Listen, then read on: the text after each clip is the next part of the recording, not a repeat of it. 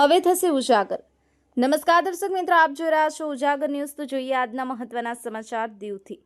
દીવ ખાતે આજે 3 જગ્યા પરથી 11,905નો દારૂ જપ્ત કરવામાં આવ્યો।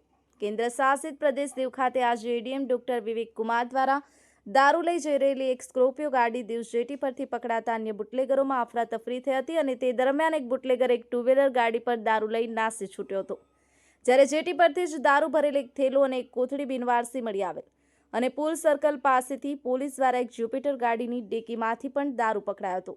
જેટી પર રહેલ સ્કોર્પિયો ગાડીમાંથી વિવિધ બ્રાન્ડની 2,865 રૂપિયાનો દારૂ અને જ્યુપિટર 2 વ્હીલર ગાડીમાંથી 4,440 રૂપિયાનો દારૂ અને બિનવારસી 4,600નો દારૂ દીવ પોલીસે જપ્ત કરી એક્સાઇઝને સોંપ્યો હતો।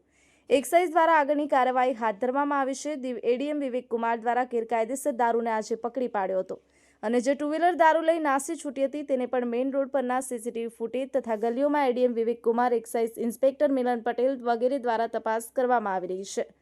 બ્યુરો રિપોર્ટ, ઉજાગર ન્યૂઝ, દીવ।